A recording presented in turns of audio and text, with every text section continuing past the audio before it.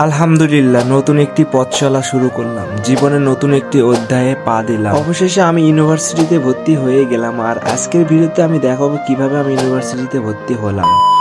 Hello everyone, আসসালামু আলাইকুম। কি অবস্থা সবার, কেমন আছেন সবাই? আশা করি সবাই অনেক বেশি ভালো আছেন। It's me Shamim and welcome to my Facebook page SR blogs and YouTube channel SR blogs official. So everyone, আজকের দিনটা আমার জন্য অনেক স্পেশাল বিকজ আজকে আমি ইউনিভার্সিটিতে ভর্তি হওয়ার জন্য যাচ্ছি। আপনারা ইন্ট্রো দেখেই বুঝতে পেরে গেছেন। হ্যাঁ গাইস, আজকে আমি বরেন্দ্র ইউনিভার্সিটিতে ভর্তি হওয়ার জন্য যাচ্ছি না। আমি যে ডিপার্টমেন্টে ভর্তি হচ্ছি সেই ডিপার্টমেন্টের নাম হচ্ছে journalism, communication and media studies. ভর্তি হওয়ার জন্য আমি সরাসরি বাজার থেকে একদম বরেন্দ্র ইউনিভার্সিটিতে চলে আসি। এখানে এসে ক্যাশ আউট করি এবং যাবতীয় কাজগুলো সেরে নিই। যেহেতু আমি বাজারে থাকি এই জন্য বাজার থেকে সরাসরি আসলাম এবং সাথে আমার একটা ফ্রেন্ড একটা ছোট বাইকে নিয়ে আসছিলাম। যেহেতু আমি বৈকালে দুপুরের পর আসছিলাম, একটু কাজের ব্যস্ততার কারণে সকালে আসতে পারিনি, দুপুরের পর আসছিলাম, এই জন্য তাদেরকে সাথে নিয়ে আসছিলাম। যেহেতু একাই যাবো ভাবলাম তাদেরকে সাথে নিয়ে যাই। মজার বিষয় হচ্ছে গাইস, আমি যেই টাকাগুলো ক্যাশ আউট করলাম ভর্তি হওয়ার জন্য, মানে আমাদের সেমিস্টার ফি দেওয়ার জন্য, সেই টাকাগুলো কিন্তু ক্যাশে সারা নিয়ে নি, সরাসরি তারা ব্যাংকের মাধ্যমে অথবা বিকাশের মাধ্যমে নিয়ে থাকে। আমি জানতাম না, এই জন্য আমি ক্যাশ আউট করেছি। আবার পরবর্তী টাইমে আমি কি করছি,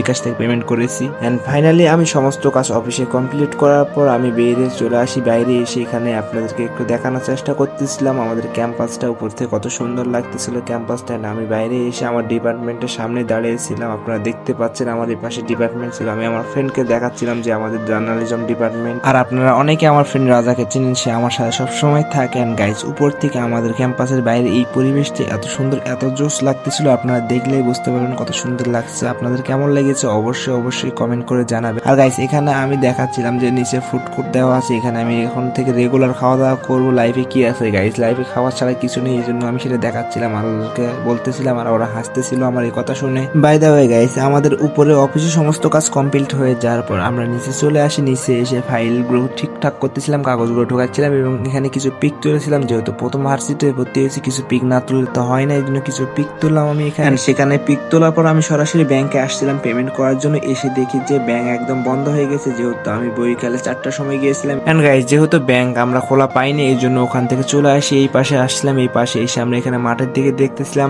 এখানে কিছু পিক তোলার চেষ্টা করতেছিলাম। আমি যেহেতু ক্যামেরা নিয়ে গিয়েছিলাম, এই জন্য এখানে সুন্দর সুন্দর কিছু পিক নেওয়ার চেষ্টা করতেছিলাম। আর হ্যাঁ, যেহেতু আমি একজন প্রফেশনাল ফটোগ্রাফার, তো আপনারা চাইলে আপনাদের যে কোনো ফটোশুট আমাকে দিয়ে করাইতে পারেন। বিয়ে, বার্থডে, স্কুল কলেজের প্রোগ্রাম, প্রোডাক্ট শুট থেকে শুরু করে যে কোনো ধরনের ফটোশুট আপনারা চাইলে আমার কাছ থেকে করে নিতে পারেন। আমার সাথে কন্ট্যাক্ট করার জন্য আমার ফেসবুকের বায়োতে আমার নম্বর দেওয়া আছে, অথবা আমার আইডিতে সরাসরি মেসেজ দিতে পারেন, অথবা আমার পেজে সরাসরি মেসেজ দিতে পারেন, অথবা আমার নম্বরে সরাসরি কল দিতে পারেন। আমি শুধু রাজশাহীতে ফটোশুট করি না, রাজশাহীর বাইরে সব জায়গায় গিয়ে ফটোশুট করে থাকি, বাংলাদেশের সমস্ত জায়গায় গিয়ে শুট করে থাকি। আপনারা চাইলে বাংলাদেশের যে কোনো জায়গা থেকে আমার সাথে যোগাযোগ করতে পারেন ফটোশুট করে নেওয়ার জন্য, আমি গিয়ে শুট করে দিয়ে আসবো। সো এভরিওয়ান, আজকে এই পর্যন্তই। সবাই আমার জন্য দোয়া করবেন। সবাই ভালো থাকুন, সুস্থ থাকুন। আল্লাহ হাফেজ।